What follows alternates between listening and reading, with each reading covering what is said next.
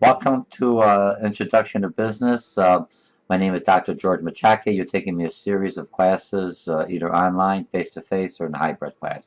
This week we're going to be talking about Chapter 16, Promotional Techniques.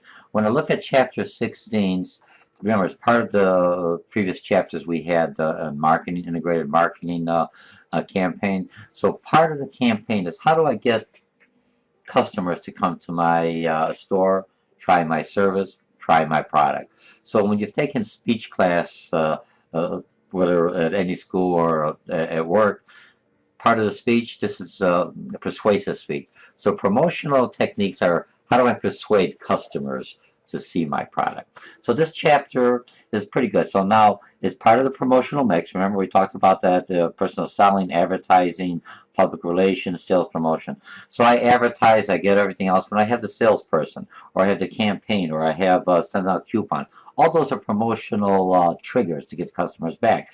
As a salesperson, unless I have something in my bag of getting customers to me, like a coupon, or buy one, get one free, or a discount, or a one-time offer, or read this paper, look at this testimonial about my business in the newspaper. All those are part of what we would call promotional techniques, and all involved in the integrated marketing mix. Okay, so factors that affect the promotional mix: the life cycles of the products, target market, action of competitors, and funds available. The bottom line, I only have so much money, so I want to utilize my money effectively and efficiently to get the most customers.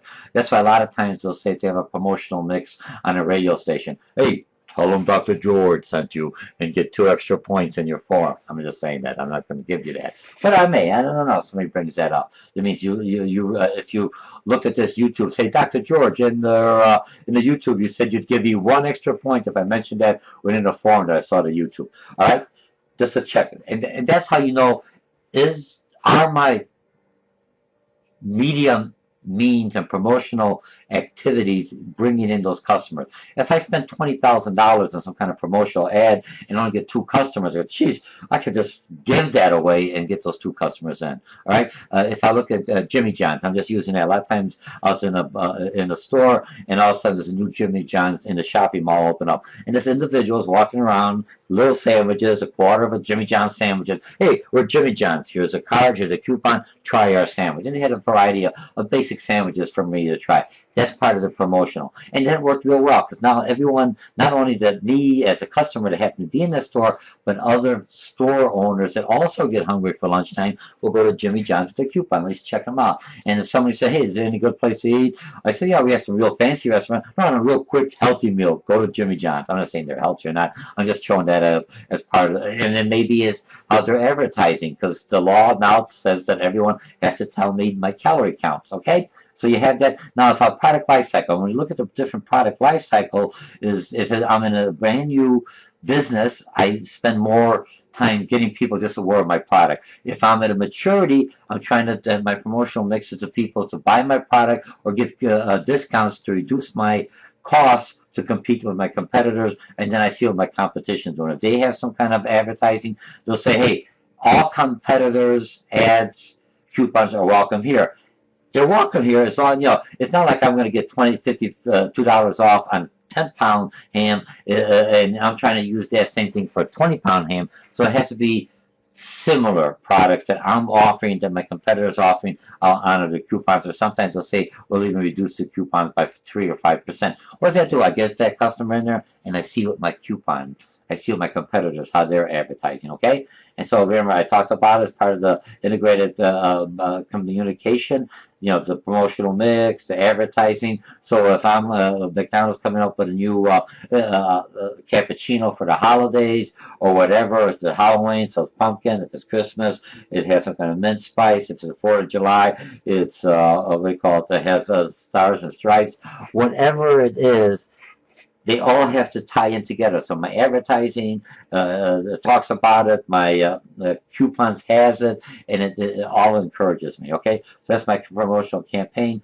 Launching a direct mail. Make sure you get the right mailing list. You have to stand out because I get so much mailing. I mean, we are bombarded by promotions, coupons. Unless yours is something different that catches my eye, I'm not going to open it up. And a lot of times, there's a lot of deceptive ways of doing things. Okay, getting the help out there and follow up. Okay, so that's a campaign, major advertising, institutional. Remember, when I'm advertising to schools and everything else, I have to understand what publications they're reading. A little different. The school may not be reading the Chicago Tribune or the Wall Street overall. So, and I'm advertising the business. I may go to trade journals. I may look at certain publications that's specific to plastic industry, specific to the retail industry, specific to the food industry. If I'm selling some kind of equipment to for blenders at a commercial site, same thing happens to how am I selling to my customers. How do my Generation Y get their information? What triggers Generation baby boomer? Generation Y are all online playing games. Not all. I'm just generalizing. I'm stereotyping. But majority are very game active. They got little games. So when I have a promotional advertising, I basically have like a game because that's who I'm targeting. I may get the baby boomers, but I'm basically targeting Generation Y, Generation X, or I'm targeting women, or I'm targeting specifically men. So I have to make sure how my ad, or I'm targeting specific African American. Remember, so it makes a difference. And a comparative, interactive, and online. Online is always everyone has online, so you have to have some kind of website. Your website will trigger it to other advertising or some promotion when I get to your website. Thank you for visiting. Here's a 5% coupon if you buy something online, or it's a 5 or 20% if you go to the store. Major popular advertising media. You got radio, TV advertising, still the number one.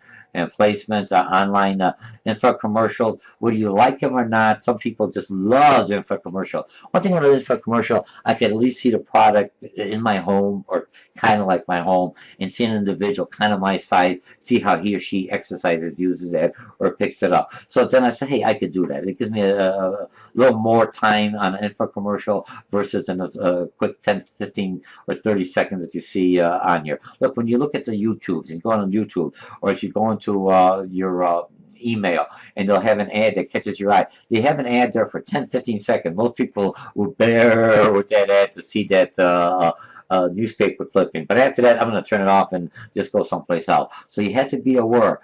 How I'm going to just plant those seeds within an individual. And this is what's doing. Not only planting seeds, it gives me something to come back in. Bring the coupon in for the discount. Do something to bring that in. Buy one, get one free. Those are all promotional, and or a jingle. Tell them that you heard this jingle on George's radio station, or the college radio station that you're taking this course in. Okay, so it has a global advertising. If I look at global advertising, when you look at global, you got to be very careful, because certain things that is acceptable here in the United States, advertising may not be acceptable in an international, different country. You have the laws or rules. You have a lot of countries may have maybe offensive, but is acceptable here. If you have a real look, Europeans really stretch the envelope, or some of that still could be offensive and what do you call it? Not allowable by the FIC, a federal trade commission that's viewing what I post out there. And always make sure all your promotion and everything else, you can't lie. Because if you lie, you're going to get a lawsuit, and that's bad PR. Okay, personal selling is part of a promotional mix. Once I get the coupons or everything else, I use the coupons to give to somebody. But when an individual comes, welcome to McDonald's, would you like to try our new cappuccino drink for this season or whatever? Okay, and it does something else, prospecting and qualifying customers. When I do a review, when I, for lack of better words, when we register a product, and I register in there. What do I do? I give them my phone number, all of that stuff to register the product, and then they're going to ask you, do you like sport? You get to answer that. When was the last time you bought some kind of sport equipment? Are you a religious person? Did you give to a charitable organization? Do you like certain types of music? All that information, the secondary data, has nothing to do with registering my product. All I have to do is give them a name and a phone number and an email in case there's a defect, so they can notify me that there's some kind of issue with the product, which is required. Okay. All that other stuff is nice information. What businesses do with that other information, which we consider secondary data, they either use it for themselves to qualify customers prospecting. If you talked about, I love golf, if I talked about something that I loved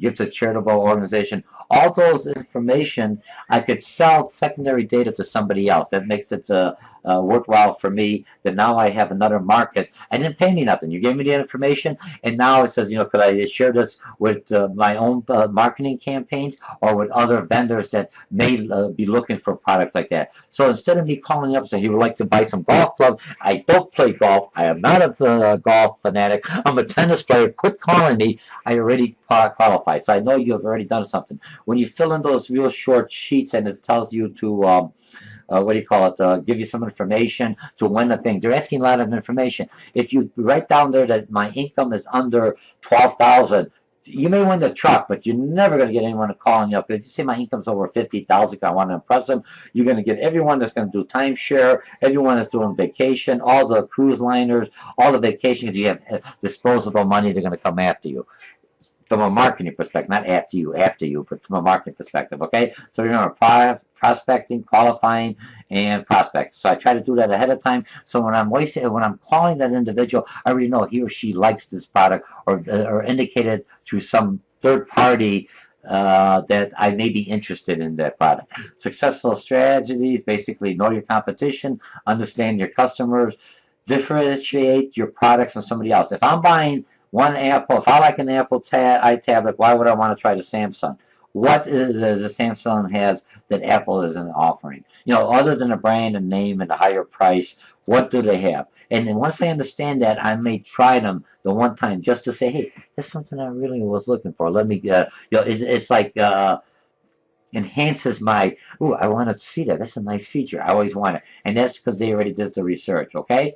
And then sales slips off is basically seeing sales just as a job, getting upset during the presentation. Never get upset. Remember, you're always selling. If a customer's asking me questions, don't go, wait till the end of the presentation. No, this is opportunities to build on that promotion, to talk to them, especially if you have a face-to-face or business-to-business sale. Every time somebody asks me a question, I could reaffirm my strengths and my benefits and also addresses other people and bring it closer to that group that I'm doing the presentation. Okay, now PR. PR is a public relationship. I don't do PR, you know what I mean? But PR is still controlled and managed. If I'm going to open up a business, I want to make sure the mayor's going to be there. That's good PR because I don't have to pay for that. Remember, Chicago Mayor Romeo basically has opened up a new George's hot dog stand that offers everything, hot dog, Polish types of hot dogs, pierogies with hot dogs, whatever you want to do. That's PR. And then if it catches on the local media, or they catch on the national media, because nothing going on, now you have national advertising. But the only thing with PR, public relations, that I can't control the media once it's out there. So, but it also could hurt my business. Because let's say if they find bugs or something in George's hot dog stand, or mice coming in there. George's hot dog stand were invaded by mice because they had a good PR. That's something PR that I have to be aware of, but I have to come back and basically do a promotion. No, we don't have mice. It was a one-time deal. There's only mice in the lobby, never got into the food. We are very safe. We weren't closed down. We don't have a mice infection or whatever. So I'm using, come and try our product. Or if we were closed down by the health agency, we re-scrubbed, we rearranged everything else, we sanitized everything else, and come and trust us. You could get your first meal by 75% off. Just to get customers in to say, man, I don't know, 75%. They're always good. Everyone's got some mice. Got mice coming in here. They resolved the issue. It never came in here. Let's see what they did. They got the good approval, and now they're probably better because now the health department's checking them over. Remember, health department does spot check. So now they're coming more and more because I had a violation. So for me, from a customer, I'm probably getting better food or service. So remember, PR is your friend. PR could be your enemy, but PR has to be managed, and it's part of the promotional mix. Okay, and it's the same thing when we talk about publicity and sales promotion, different categories. I sell different to consumers, coupons, demonstrations, sampling, sweepstakes, and all that depends on your product life cycle that we talked about earlier. Which campaign, which promotion I need. Word of mouth. Let's talk about word of mouth. I got a few more minutes of word of mouth. Word of mouth. Before word of mouth, I have said somebody, I tell my friends tell other friends, maybe 30 or 20 people hear it. The new word of mouth, when I say, because everyone's got like I have instant text messages, or I got social media. I pull out my phone. I go, you know what? I ate at George's hot dog stand. And all of a sudden, they tell all my friends, and those friends tell other friends, and other people paste it on Twitter, and they paste it on YouTube. And next thing I know, the whole world knows that George's hot dog stand is either the best or the worst. So be careful of word of mouth. You have to, that's why businesses hire people, younger generation, why, people who are on Facebook, all they do is just look at the Facebook, look at the social media, see if there's anything negative stated about my business, because I got to take care of it and re-emphasize it back into this media that's been already sending all this information, because that's what everyone's reading. So I got to do a new Facebook saying, hey, we got good stuff. We are all right. We apologize, and we apologize to everybody and their brothers and their sisters and every culture, every religion. I'm so sorry that my hot dogs are bad. Or I'm so glad that everyone's looking at my hot dogs. Okay? Word of mouth. You have more people. Very careful what you say. And it's not what you say as the owners. The people who work for you may say the wrong thing. That's why when you're being hired, we look at their social media, see how active they are, okay? And then the next one, push your pal. If I look at push strategy, producer using advertising, personal selling, and promotion, and other tools to the product stock on the shelf. Now the pull strategy. I don't want to carry your product. So basically, I do heavy advertising towards the consumer. If I look at drugs, I'm looking at, let's say, medication. So the doctor doesn't want to carry because it's a new medication that Abbott Lab may have. I say, I don't want to carry this medication. Don't bother me. I'm used to this one. I know it's safe and everything. This is something new. So what do? They advertise on TV. Did you hear that you got you want to get smarter? Take this advertising. Take this pill, make you smarter. You got a headache? Take this pill. It's a brand new pill. If your doctor doesn't carry, ask for it. So what you're doing, you come to your doctor, say, "Hey, I want to try this." Says, I don't know enough about it. Or the business, I get enough customers, clientele, come in and asking me, even though I don't want to carry it for whatever reason, I'll carry the product because if the customer doesn't buy the product, he's going to my competition. So they're forcing me into it. So remember, I'm looking at it as ethical. Whether it's ethical is another question, but what I'm looking at from a business perspective, I have to understand the whole promotional mix, both ways. How do I get my product to my for me to carry it, and for my customers to handle it? All right. So that takes care of our Chapter 16 promotion. I'm at 17 minutes. Not too bad. I'm always trying to keep it down to 15. We'll make sure you know all these information. These are all keywords, and you're going to probably most likely do something in the forum that you're going to be working on your feasibility study for me, and this is how you're going to tell me which promotion and which one works, which one doesn't work, why I had this radio station, why I'm using this coupon, why I'm doing everything else, and all ties in the integrated marketing a campaign that I've developed. Again, my name is Dr. George Mochocki, and this is Chapter 16 of Promotional Techniques in a series of courses you're taking me online or face-to-face at a college level, utilizing Blackboard, or in this case, this is Mindjet. For those who like to see the program, it's a Mindjet. It's utilized a lot in business. I'll talk to you later. Bye-bye.